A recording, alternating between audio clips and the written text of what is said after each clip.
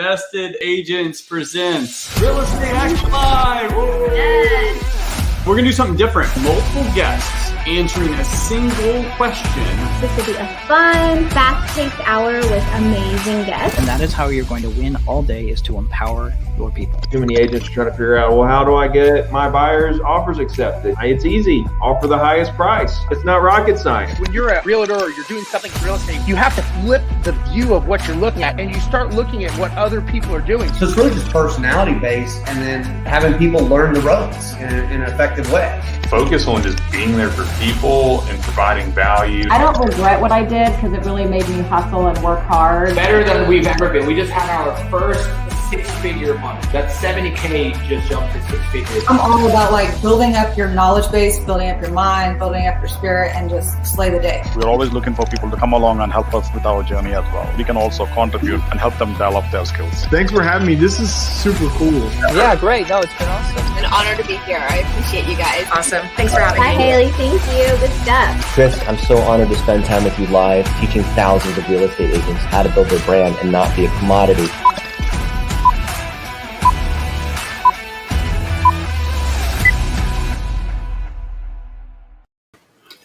Welcome, everyone, to another episode of Invested Agents Presents Real Estate Hacking Live. I'm here alone. I'm flying solo today. My co-host isn't available, but she sends her best, and I'm excited to talk about some NFTs and real estate. This is a subject that, especially if you talk about blockchain and cryptocurrency and all that stuff, that I blew off for a long time as a joke, as a fad, like a lot of people out there may be watching today. That may be you. But then I heard a podcast, and it was a long podcast. I absorbed it and really started doing my research and realizing, hey, this really is probably the greatest technology innovation since the internet.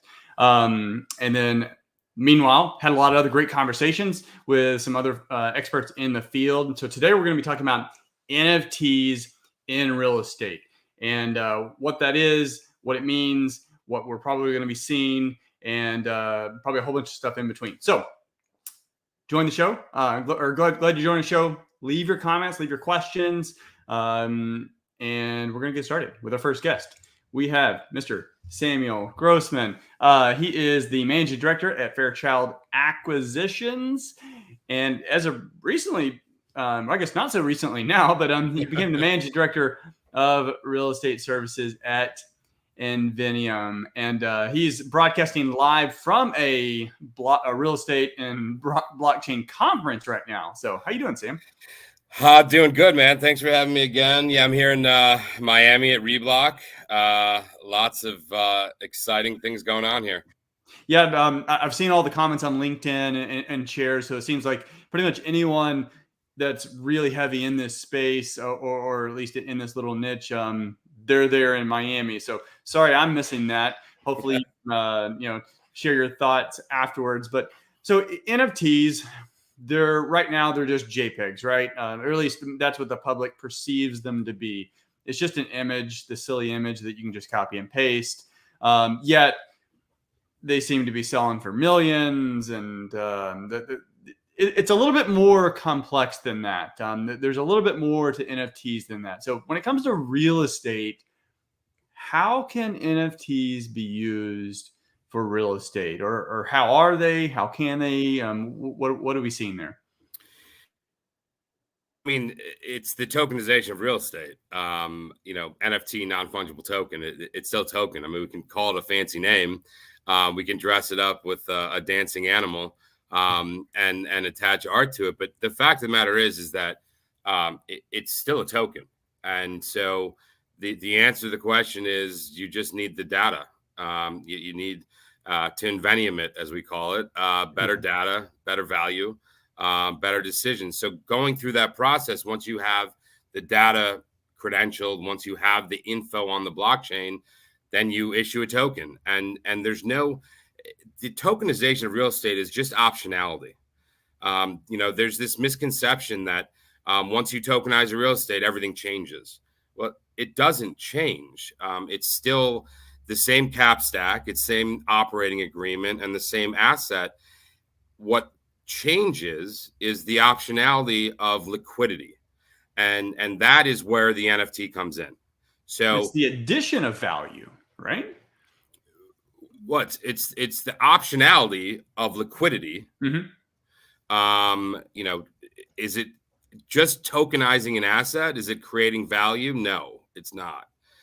The asset has value. But by creating different options in liquidity, then that investment can be more attractive or more valuable to an investor. But just using an NFT, you know, it's putting a costume on something doesn't make it more valuable. At the end of the day, the asset's still the asset, the data is still the data, and the value is still the value. But the difference is, with an NFT, the value is not a guess. The value of that NFT, that token, is backed up by data. That's real data and real value. That's the difference.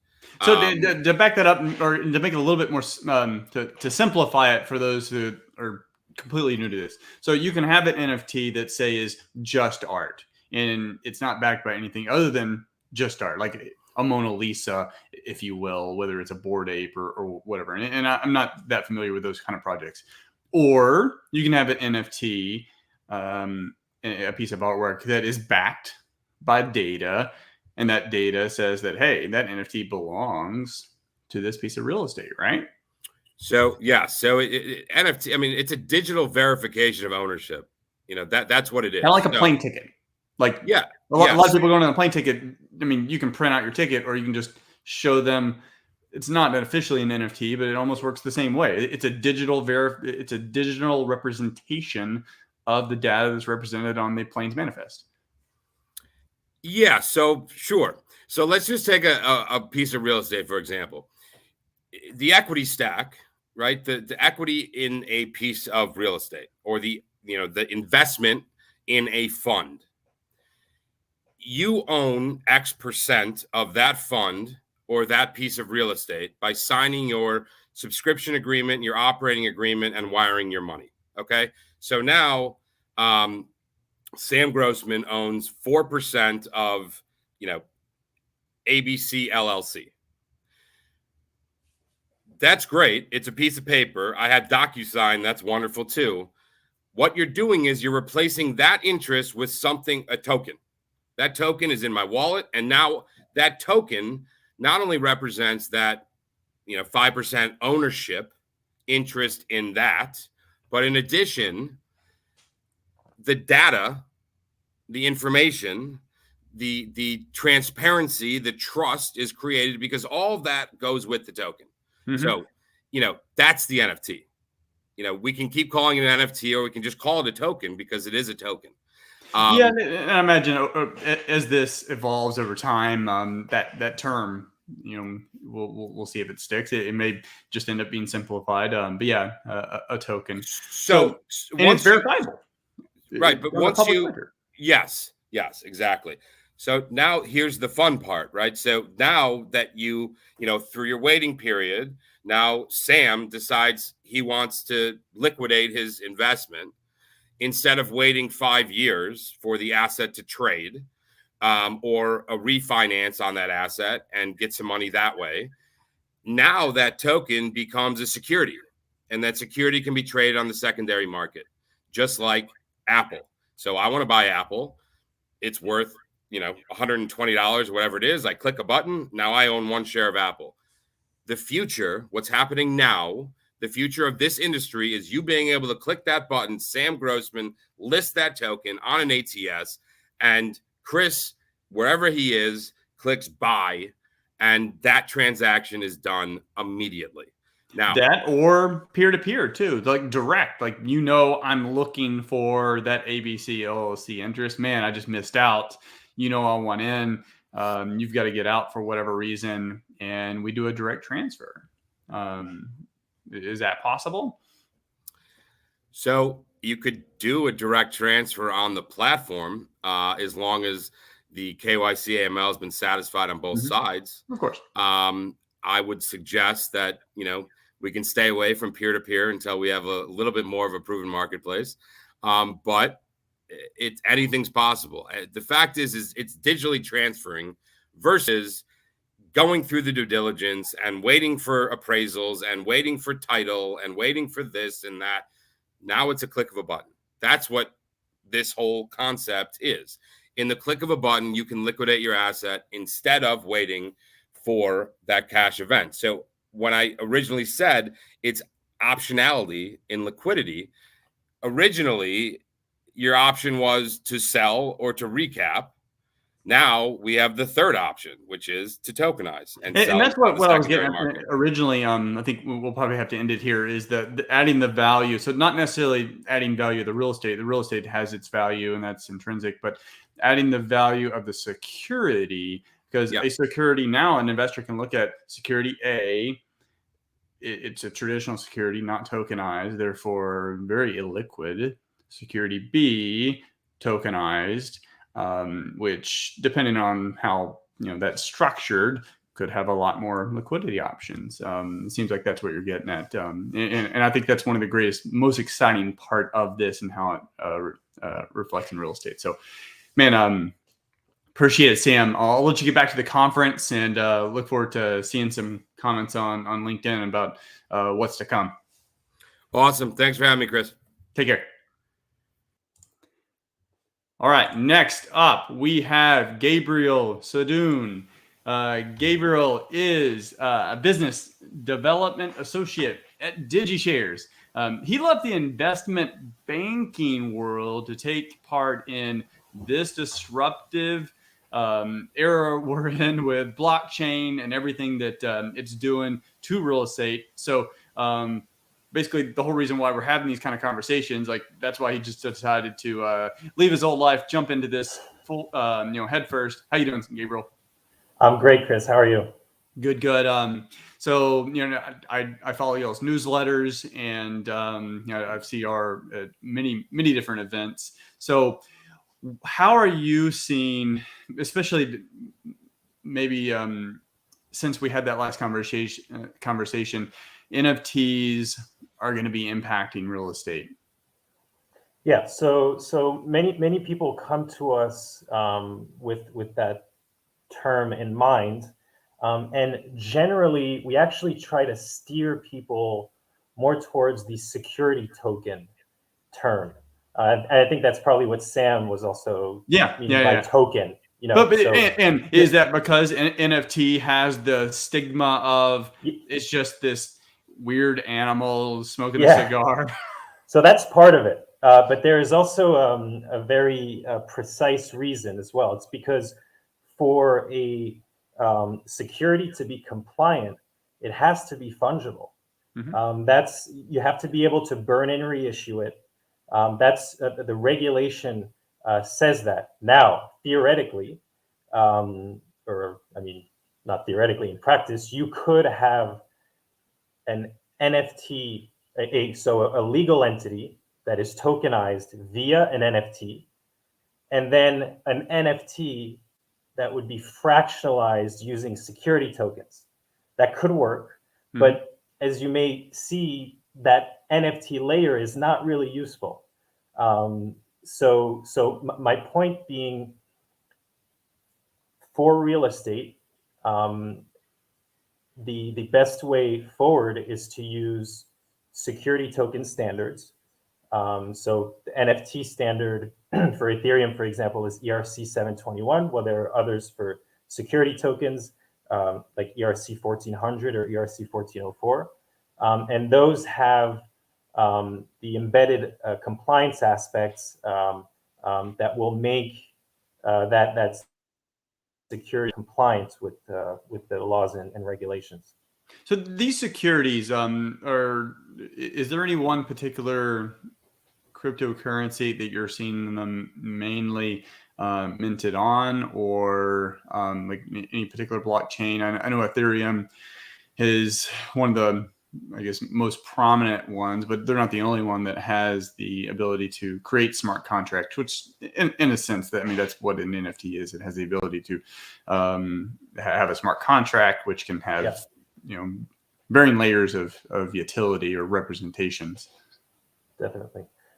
So what we're seeing is mainly Ethereum or Ethereum layer 2s, like Polygon, because of the much lower gas fees. So those are, we're seeing a lot of interest for those blockchains. Now, something that I would also like to talk about for the future with regards to NFTs, which is very interesting, is as of today, there aren't any jurisdictions where you can represent the deed of a property in the form of an NFT. But the day that happens, then all deeds will be represented by an NFT, and I have zero question in my mind that's where it goes. Yeah, now, because you're dealing with government, it may be a little bit challenging, but it's writings on the wall. Maybe, slow to adopt probably, but once you have that NFT, which is minted by the local government agency that is in charge of the register with all the deeds, and that the NFT is pointing towards an official document, and you have that, and really that's safer. And this is something that I'm sure Sam's got a lot of experience too, because he being dealing in data. So on the blockchain, I mean, versus a centralized server, that if there is a point of failure, whether the building burns down or it's hacked or somehow destroyed, whereas on the blockchain, it's verifiable by multiple different sources, different computers, and it's decentralized. So it's actually a safer mode of or method of storing the data, and it's 100% verifiable. Definitely. But I can tell you that there are a group of people that are not going to be happy, and it's notaries, because then you wouldn't need, everything would be on chain. You wouldn't need a human to kind of verify a transaction. Yes, I've had that thought, and I know someone who does. She owns a large national virtual notary company. I haven't dove too much into it. Then, like a lot of this stuff, we say it gets rid of the middleman, but really it evolves, and the middleman always finds a way to create a service layer. So whether it gets rid of notaries or it creates some other type of service verification layer that notaries evolve into, who knows? So where are you seeing most investors? Are you seeing them securitizing the individual asset, so fractionalizing an asset, or making tokens out of the individual asset, or tokenizing the security, the financial part of it? Yeah, so in any case, you have to go through a legal entity. So what we're seeing is there are mainly two states that are in the forefront of the blockchain legislation in the U.S., and those are the states of Wyoming and Delaware. And the laws there say that you can represent the shares of a legal entity in a dematerialized form on the blockchain. So you're seeing like LLCs in those states being set up, and then they own properties. And that's happened. Like that's going on. It's happened. I've seen Florida has hit the radar where recently, I believe that, we've had properties sold, but it was basically the company. Exactly. So it has to go through that legal entity. But again, if one day the deed can be directly represented by an NFT, then maybe we won't have to go through that anymore. But for now, you do. So you have that, and then the LLC is tokenized using security token standards. So on Ethereum or Polygon, for example, and fractionalized that way. Love it. Very if you're not on DigiShares newsletter, like get on their newsletter. They've got a lot of great content. So, and then Gabriel, you may really enjoy we've got someone who owns a title company on the show later on, so you may enjoy that conversation. But appreciate it. Look forward to connecting with you again soon. Yeah, thanks, Chris. Appreciate it. Take care. Bye-bye. All right, next up we have Mr. Dave Hendricks. Dave is the CEO and founder of Vertalo, a digital transfer agent that connects and enables the digital asset ecosystem. He's a member of the DTCC Executive Advisory Board and a frequent speaker and author on the use of digital asset securities to reduce systemic friction in private asset markets. How you doing, Dave? I'm great, Chris. How are you doing? Doing good. So that intro's it's a mouthful, but it definitely speaks to your credibility on this topic. And the last part, at least for me, I think really hits at so we've had pretty rapid adoption, I think, with a small enthusiastic group, but by and large, cryptocurrency, NFTs, blockchain, it's still, from at least a population standpoint, not a lot of users, but that really comes with the friction. And I was listening to a podcast earlier, the friction, like, there was a day when you basically had to be a computer programmer if you wanted to get on the internet. Oh, yeah. And then someone came out with, I think it was Netscape. It changed the world with browsers. Windows comes out somewhere, I don't know, in that. Now, anyone with a click of a button, you can basically do everything on the phone now. Yep. We're kind of in that stage with NFTs, right? In blockchain, where it's still clunky. It's not as user friendly, but we're going to get there. What are your thoughts on that? And how all of these services are going to reduce that friction just for the average person to be able to use NFTs, which is going to probably take over every aspect of our life.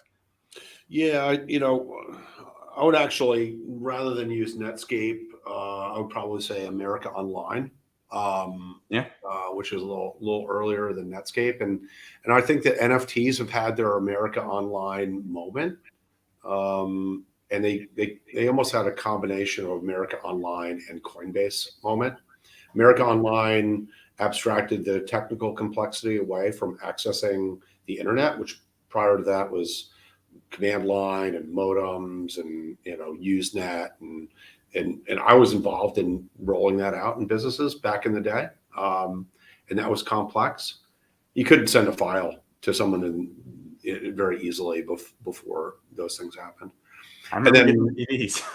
Oh yeah, 300 minutes or whatever. Oh yeah, and then America Online abstracted away the concept of wallets and tokens away from from investing in digital assets, and so whenever you can improve the user experience and the presentation layer, you're going to help with adoption. Okay. How far away do you think we are at that? Not necessarily that it means mass adoption, but where it paves the way for much greater adoption. Well, I think that if you take a look at the NFT market was largely fueled by people who were stuck at home and they were bored. They got government checks. They had time to muck around, and then it in 2000, late 2020 or 2021, it took off, and I really think that was more of a societal function of people being bored, and it was an interesting run up. You might remember when CryptoKitties came out. CryptoKitties killed Ethereum for a while, and then it died, and then Dapper Labs came and OpenSea and all these folks, and I think that became pretty user friendly. I think though that there's taking NFTs from where they are now into a proxy for ownership in a real world asset.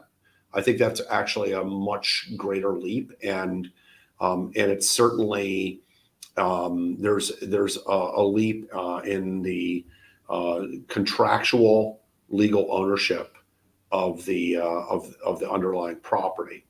So the thing about NFTs is that NFTs themselves are not on chain. Little understood maybe by some, but NFTs are in a server, and the smart contract gives you ownership to that JPEG or PNG or whatever format that's in. So it's already kind of a split experience.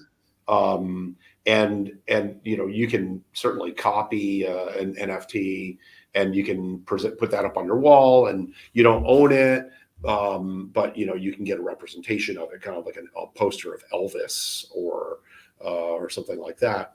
And the representation being the digital footprint on chain. Yeah, I mean the only real ownership of the NFT is contractual ownership by the smart contract, and that smart contract, just kind of points to a server somewhere, but they're ultimately completely disconnected. And there's you can't jam a gigabyte file onto into an Ethereum smart contract. That doesn't work.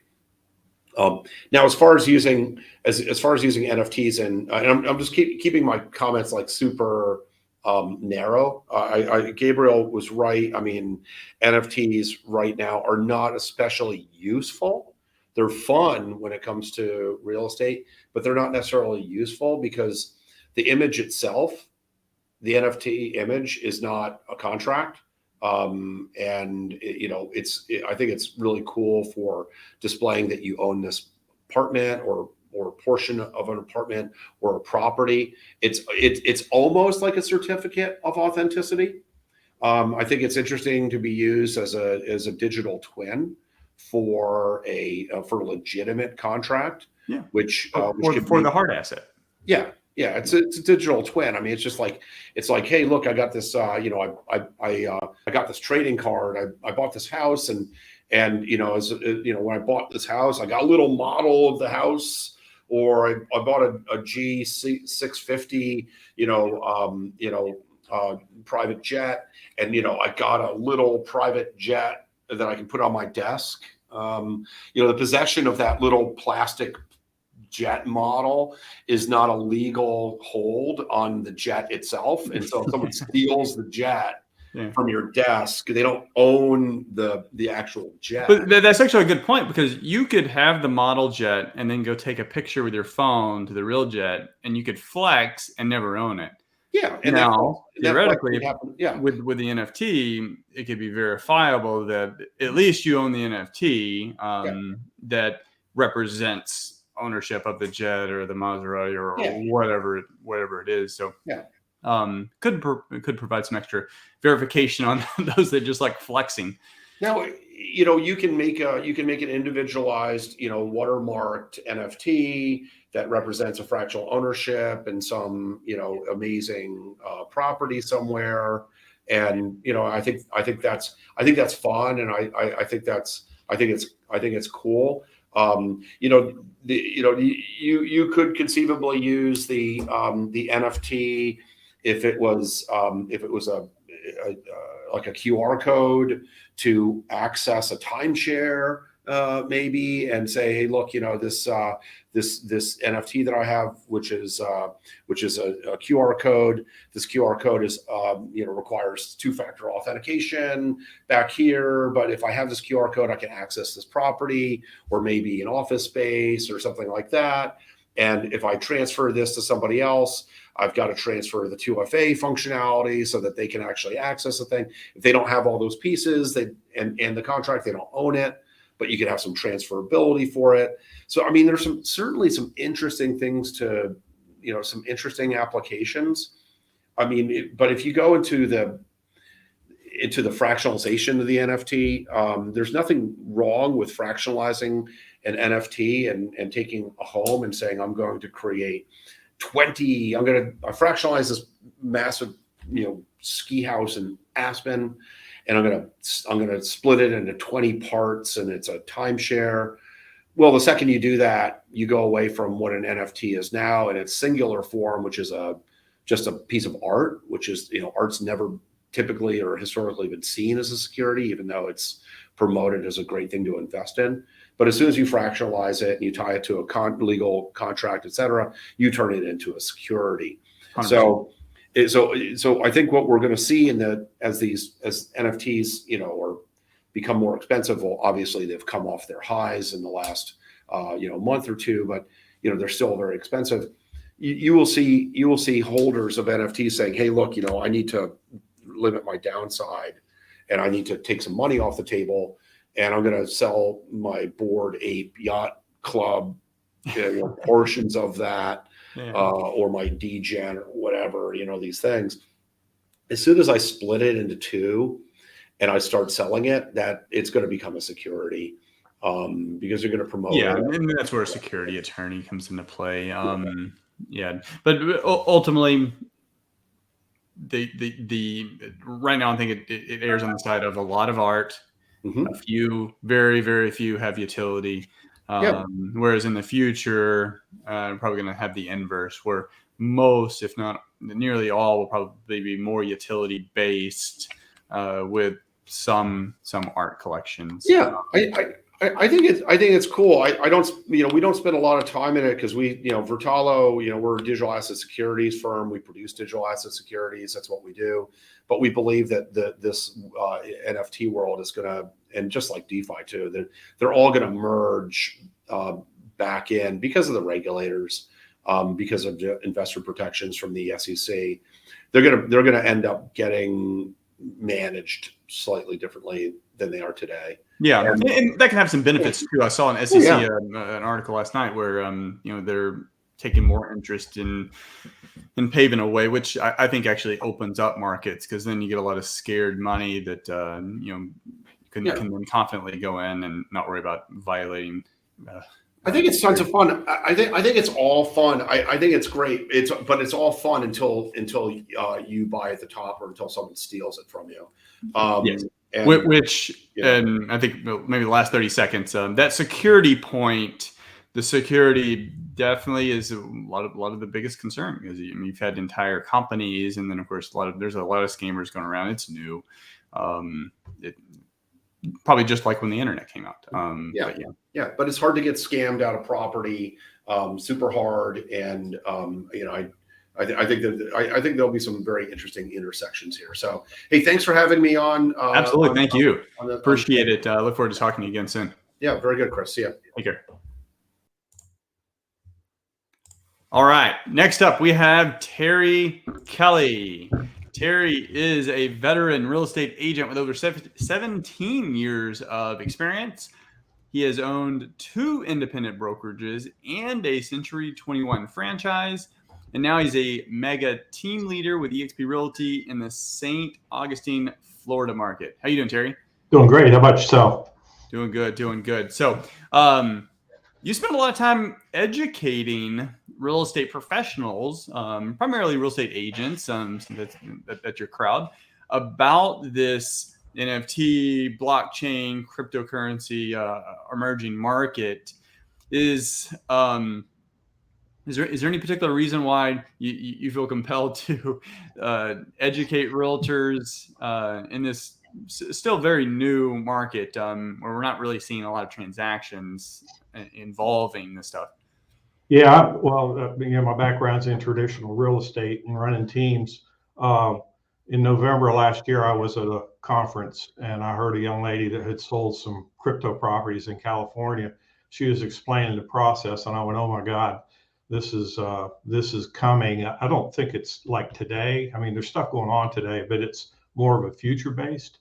I've stepped out of production a couple of years back, actually, and I pretty much coach and teach the team and then other agents in the area. So I've just kind of taken it on. I think I want to raise the level of awareness and help prepare us for, what's coming. And it's simple things, really. Just even the terminology, so many agents don't even understand that. But this NFT thing is it really kind of caught my ear. I got a little bit different twist. I agree with I'd love to see the name term changed to more of a security token or something like that. That sound, kind of way out there. But there has been some transactions, real estate transactions go down, and Proppy is a transaction platform. They're based out of California and Miami, but they're actually, I think, going to do 10 properties. They've done one in Florida, and what they did is they created an LLC, transferred ownership of the property to the LLC, and then auctioned off that LLC. The smart contract was set up so that as soon as the deadline for bids coming in hit, and whoever the top bid was, they were like within 15 minutes, they were invoiced for the cost and they paid it. And the transfer of ownership happened almost instantaneously. Was that paid via USD or a cryptocurrency? They used Ethereum. It was I think a $600,000 house that was that that was the price it went for. I don't remember how many ethers it was, but correct. So then of course there's no deed transfer because that stays with the LLC, and right. it was just a transfer of ownership of the company. You transfer of ownership. You've already transferred ownership of the property into the LLC, and so it's nothing more than at that point. Now there's a lot more because this is I call it the Wild West right still because there's so much going on. But I'm watching these transactions.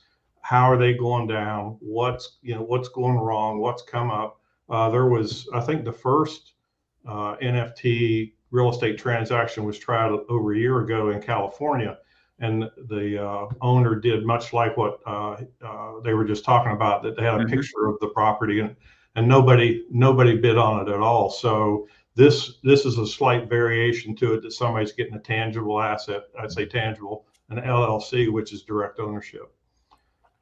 Yeah, I mean, ultimately, there's zero question in my mind that every transaction happens this way. Now, that whether that's 10, 20 years from now, 5 years from now, we don't necessarily know. But I think NFTs, especially, or security tokens, basically just tokens, digital representations of an asset, and especially in the financial sense of real estate, or just any type of contract, insurance, title, deeds, your mortgage, all of those become digital contracts. Yeah. And they become on chain, which allows for a much faster closing process. And I think maybe there could be a day where we can actually have 7-day closings as opposed to like a 20 or 30 day. I don't know, but do you have any thoughts on that? It's going to continue to get better. You're already, I think you have somebody lined up from a title company to talk, and it's they're the ones I think are going to, is title insurance required if it's on the blockchain? It's an immutable documentation of the history of the property and all that. I think those are things to come. Notaries, those kind of things are going to be impacted, but I think they'll lose if they don't get involved now. I think we're all still going to sell real estate. Realtors are still going to be involved. And we'll all still have a vital role to play, but it will change. And if you don't try to embrace it now, I'm afraid you're going to get left behind. 100%. And I thought about the whole, what happens to title company. So it'll be interesting to talk with the next guest. My guess is insurance still has value, and whether you're insuring title or you're insuring a transaction, because you can insure basically anything these days. Yeah. Insurance finds a way to provide value. Okay. So with NFTs, where should realtors who have they're at the ground level, they've heard about NFTs, it's just art as far as they know Bitcoin, Ethereum, but otherwise 101.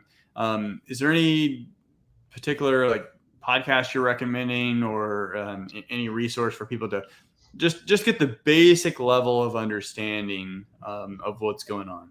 The simplest thing is search your local area for any meetup groups and that have blockchain or NFTs or those kind of titles. I was on a 2-hour call earlier today with a guy that that's his specialty. So I learned from that, and then look for just actually look for the post. Proppy, I mentioned before, they're big into the industry trying to make the change. They actually have a crypto certification course for agents.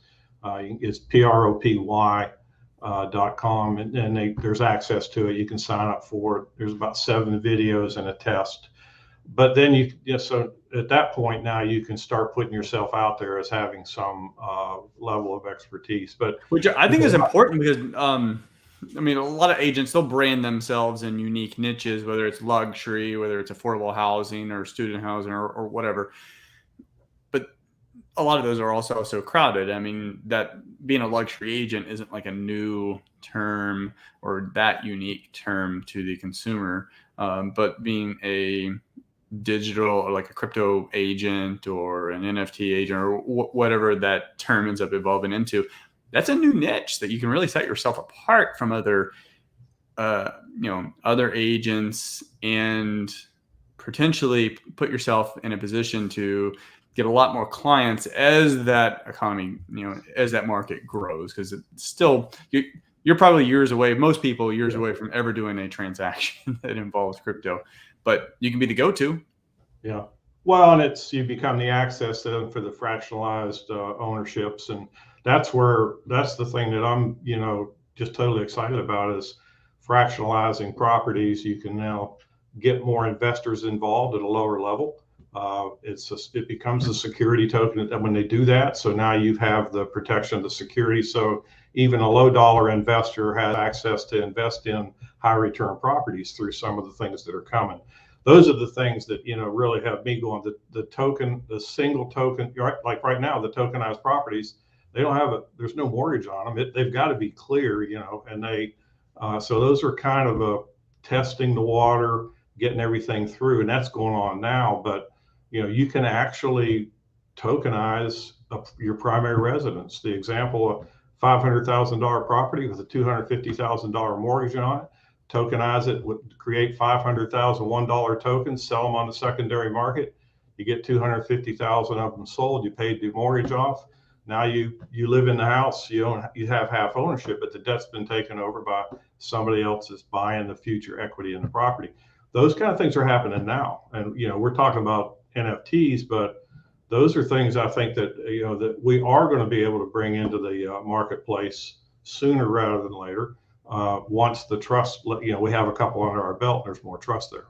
Yeah. I posed that question on LinkedIn because that's really interesting to me. But all right, appreciate it, Terry. Look forward to having me. Take care. All right, bye. All right, next up we have Chip Ridge. Chip, he owns Millennium Title. He's a regional full-service escrow and title insurance provider. He also formed Encrypted Estates to focus on blockchain for title and escrow. How are you, Chip? Doing great. Dialing in here remotely down in Florida for spring break. So thanks for having me. Thanks for coming on. So a lot of questions from a lot of the other guests, it revolves around your niche.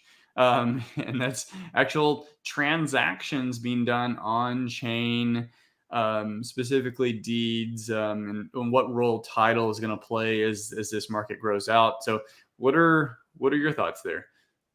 Yeah, no, it's very interesting. It's one of those, it's funny, you talk to so many different people, and we've been working on this about a little bit over a year and a half with Encrypted Estates and sort of just surveying the landscape, trying to understand where the intersection is going to be between the technology capabilities and what our role is as a title and agent, insurer, and transactional manager for that intent. And it's really taken us down a bunch of different paths, Chris. And to be very candid with you, we're coming back to trying to really pioneer the deed on chain.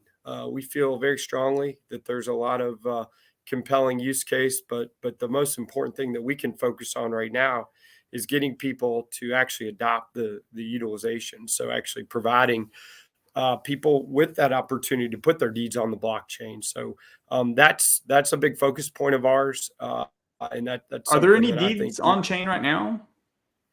I'm not aware of any that are at this point. There wouldn't be any legal utility to doing that. Full disclosure. You still have to record with the clerk's office. There are some municipalities that have looked at some pilot programs to put deed on chain. Cook County was one of the first outside in the Chicago land area, and they did a pilot program with blockchain as the baseline for indexing and had some really positive results and feedback. The challenge is getting vast adoption across the line. So I think somebody had talked earlier on today's show about doing like sort of digital twins, and I think that's where we're going to start. We're going to have a very still traditional model, but we're going to start to see people that will put their deed on chain. Yeah, that's what I would imagine. I mean, it's essentially what we have now. We have digital twins in that physical at the county clerk, digital representation that you can pull online. But can we do that where it's on chain, and then you get the physical at the county clerk, and then eventually when your self offer is completely digital? Because it seems like that makes things so much easier. But if say 10 years, that's where we're at. What role do you see title insurance playing in that? Well, we're still going to be, I would suggest, because there's a lot of angst in the industry. I think there's a lot of people that are really concerned about, what ultimately happens. What if, deeds do go on chain? What if smart contracts become prevalent? Will that really minimize the value proposition of title insurance and so forth? Because if you think about it logically, if I put my deed on the blockchain, it's immutable. I can do sort of discovery, public discovery of everything that. I think we may have lost you. You there, Chip?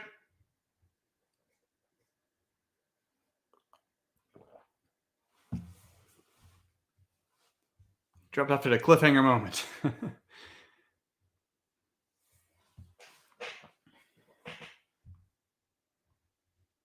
You there, Chip?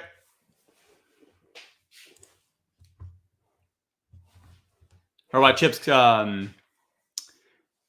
hanging there. So we had Kathleen Ryan. So Proppy. So Terry mentioned Proppy. They're centered in Miami. So they've got a good. Kathleen said they had a good conference last month. Are you there? Are you back? You back, Chip? Yeah, that's weird. Yes, I'm back. I don't know what. Awesome. Cool. All right. So about that. With encrypted estates, what is encrypted estates? What are you focusing on there? What's the objective, and how are you adding value to folks that are looking to do transactions that involve whether a cryptocurrency or on chain or NFTs? Yeah, so we're looking at it. So we actually started sort of trying to do like the full cycle, and to be honest with you, I think that was just too big of a landscape to look at. So we're distilling it down, and we really have a couple paths. One on the on the payment rail system, we think there's a lot of opportunities through escrow. So using either Bitcoin, which we did do a Bitcoin transaction last month, and it was a great sort of use case proof of how easy and how that technology could really be leveraged for payment opportunities. So people who want to transact in Bitcoin, using that, a buyer and a seller coming to the closing table and literally scanning a QR code across the table, and payment being done in 10 seconds with 70 cents as the cost. I mean, that's where, that was really powerful to me as a doing this 20 years of dealing with wires, cashier's checks, and other payment systems. Did both buyer and seller use? Yes. Digital? Yeah. Okay. So they agreed. They had, just so the audience knows, that everything was still negotiated in a dollar denominated contract. Mm-hmm. So it wasn't, there's a lot of sort of back and forth on, well, what if the crypto moves this way and this way and this way, in terms of the valuation. In this case, how did that final moment occur? Yeah. And was it just at the final moment, was it almost like you're trading currency, like a foreign currency, where you want to make sure that you're getting, 1,000 euros versus you're sending, $1,500? Yeah, exactly. So what you do, Chris, is you'll just go on your wallet. And in this case, I think it was like 70-something thousand. It was an investment property in Kentucky. And that was what was due to the seller from the buyer directly. And he just plugged in the dollar denomination into his wallet and converted the Bitcoin and sent the Bitcoin to the seller for that amount. So it was okay. So it was direct. That wasn't in escrow. Yeah, exactly. And we do provide that service. We've got a partner where we can actually do the conversion for fiat. But this case, which was really powerful, is both buyer and seller wanted to exchange in Bitcoin. So they didn't have to leave. They didn't have to go into fiat. There wasn't any friction there. And so we'll still file all the documents with the clerk's office, and it still will be reported in a USD denominated transaction for taxing purposes. Correct. That's interesting. Love it. Well, it was really cool. Well, look forward to following you more, and especially what Encrypted Estates and what you're doing over there, because there's a ton of work to be done. And it'll be interesting to see how that evolves. Like you mentioned, it's there's a lot, but we can't necessarily do everything yet. But those kind of transactions are very interesting to follow and seeing how folks adopt and react to them. No, and people like yourself doing this type of work of just spreading the information. And that's what I just tell everybody. It's about engagement, and hopefully it's about, people, thought leaders really, putting together opportunities for people to use the technology in a responsible way. And we see a lot of, we're seeing that pick up. Tokenization is a great example of that. And that's something that I think over the next year, it's going to be, normal for people to look at that as an option, which is really exciting. Love it. Thank you very much, Chip. Yeah. Thanks so much, Chris. Take care. Take care. Bye-bye. All right. Next up, we've got Mohsen Masood. He's the CEO and founder of Accrue. He is an expert in tokenomics. He's got over a decade in real estate investment experience. His education background includes York University, Harvard Business School, Harvard University's Grad School of Design, and the Sayed Business School at Oxford. How you doing, Mohsen? Doing good. Thanks so much for having me. Absolutely. So, hey, NFTs in real estate or security tokens, however, two very, very different things, right? So the benefit of being the last one is I'll get to take a few extra minutes at the end of it as well. And I get to clarify a lot of misconceptions that went out throughout the call today. NFTs are non-fungible tokens. Security tokens are very, very different. NFTs cannot be fractionalized. In order for an NFT to be fractionalized, there are fungible tokens that are issued by an NFT being placed into a smart contract. I may be geeking out at this point, so tell me to stop anytime you want. No. Yeah. There's very specific use cases for NFTs in real estate versus security tokens and tokenization of real estate, two very separate things. Let's throw some examples of that. So an example of an NFT in real estate could be the mortgage. So an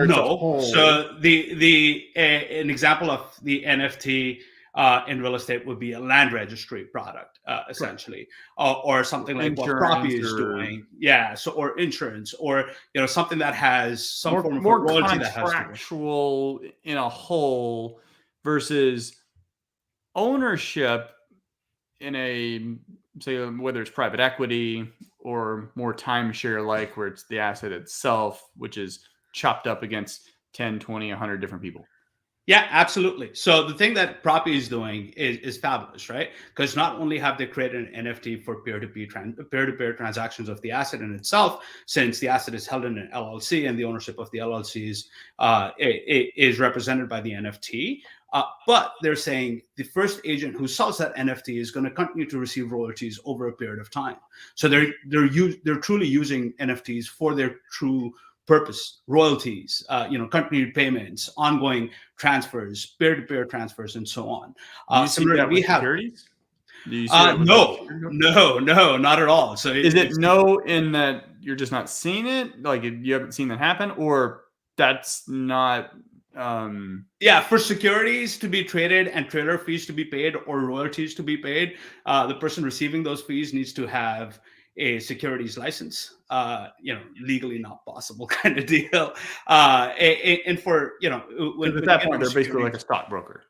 Yeah, essentially. You've got to have a Series 6 or a Series 7, Series 23 or something after an SIE or something on those lines, right? So you've got to have securities licensing in place if that has to happen. There are trailer fees paid for security tokens being sold out to registered securities advisors and professionals. However, that is not done the same way as NFTs are. There was another comment made earlier, very early on, that in order for a token to be compliant, it has to be burnable, and that's part of the regulation. That is a false claim. There is SEC guidance through a no action letter that states security tokens can be self-custodied if they are burnable and reissuable. So it is not part of the regulation. It is a limited time no action letter for self-custody. Only if those tokens are not to be self-custodied, then they don't require to be burnable and reissuable. Mm-hmm. Yeah, absolutely. Similarly, there was another comment about how can NFTs be fractionalized? I already spoke about that. NFTs are not fractionalized doing that. Terry spoke about Propy being the first use case in the US of using NFTs in real estate. Perfect use case. We've been using NFTs for a land registry product in Asia and a land registry product in Africa for the last 2 years. The thing with developing countries is that it's not just the government land registries. There's a lot of private land registries that run about as well. So if I build a building with 1,000 apartments or 1,000 condos, I get to manage the land registry on it on my own. And so the whole factor of bringing trust in a trustless environment becomes even more important. So true use case of NFTs within that space, right? Talking about how do liens happen, how do mortgages happen. So Dubai recently brought their entire land registry, along with their judicial system, their banking system, their financial and billing departments, and their utilities all on the blockchain. So now they have their entire land registry on the blockchain. And it is only doable when all of those systems all at once come on the blockchain, and everything gets recorded on the blockchain against that single, token of ownership or non-fungible token of ownership. In that case, how long do I see NFTs taking over land registries in the U.S.? I would say at least a decade and a half to 2 decades. There's too fractional. There's over 3,000 county offices across the U.S. And they're probably not well funded. You're talking about bureaucrats. You're talking about red tape. You're talking about slow-moving offices within judiciary, land registries. So clerk of courts, as well as county treasurers and auditors. So it's a big mess. Now, when you get into security tokens and tokenization of real estate, that is a very real thing that is happening today. That's exactly. And that, I think, really is the biggest impact. Absolutely. Especially in the near term, because it adds that extra liquidity value that private equity has not had. Absolutely. So now that and I think it's going to get to the point to where you're actually going to have investors highly preferring or maybe discounting non-tokenized securities just for that lack of option. Yeah, so it's not even discounting non-tokenized securities. Excuse me. What really happens is when a real estate asset is valued on the appraisal, a larger commercial real estate asset, the biggest factor affecting the value of it is the discount on marketability, because it's not an easily tradable asset, right? Just like a capital markets product or a Tesla stock or a Facebook stock or something on those lines. So when you move this non-tradable asset to a semi-public market, that discount on marketability reduces, which means there's a premium that gets added on, or as we at Accrue like to call it, the liquidity premium gets added on, and the true value of the asset gets unlocked. And I know we talked about this last time as well. So this kind of goes into cap rate compression, where smaller investors are willing to take slightly smaller returns because they're getting access to this asset class, but that unlocks that real value. And that's exactly what's going to happen, what you said, that people would really want to get the true value of the asset, and therefore they want to go for tokenized assets versus the non-tokenized assets, as well as they want the liquidity. Who doesn't want liquidity? Who wants to wait for 45 days before they sell their house, or 6 months or a year before they sell their commercial building? That's a tough spot to be in. It seems like that cap rate compression, that's a restricted time window, it's a limited time window, meaning once it happens and we're already, that's the new normal, then that goes away just because you're all under the same rules now. But that transition potentially puts really good operators that do their job and have good assets and good properties. They stand to win the benefit of being first, but they may have some front end costs. So they are going to be paying for it on the front end, but they may actually get a good windfall. Yeah, the front end cost is so fractional. What is really important is that they pick the right product for making these changes, right? We were at a conference last week where there's plenty of tokenization companies out there who are working not just in real estate, but also a whole bunch of other private market assets, all good companies. The problem with real estate is real estate has very specific needs. So you can't go to, I don't know. I'm not even going to take a name of any company, but you can't go to an XYZ tokenization company and then go to an ATS and then expect that, oh, this is going to provide us the best optimum solution. And then go to maybe Appfolio or Juniper Square or something for your investor management and your reporting and your financial, that's not really solving a problem. You're creating more problems by doing something like that. And that's why we created Accrue, right? We wanted to kind of have a white glove solution where we provided A to Z solution. It's from initial due diligence, tokenization, initial offering, secondary market, investor management, asset management, distributions, reporting, the whole 9 yards, all in one simple solution. And that's why it's very important for asset owners and operators to pick the right solutions, something that will truly remove the hurdles and not bring in more problems and more friction into the transaction. Because it's already funky as it is now. But as we get along, we're going to have that, those bridges and all that, whether it's in the same platform or we'll have the Zapier type, programs that can bridge between one app to another seamlessly.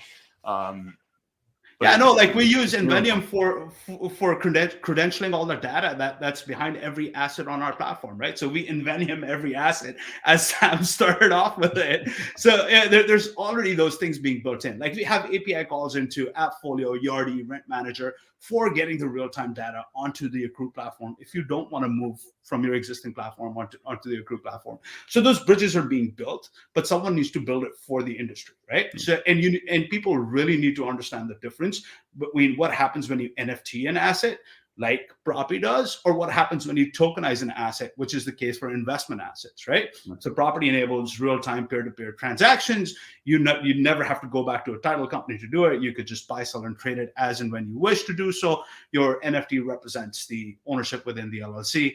There may or may not be any form of debt on that property. I'm not sure what Property's model on that is, but all of those things kind of come into play on that.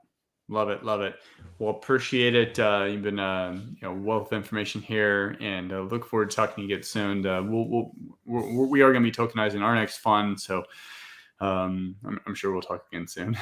I'm excited about that. Look forward to working with you. Check out accrue.co, akru.co, and thanks so much for having me, Chris. Absolutely. Take care. Bye.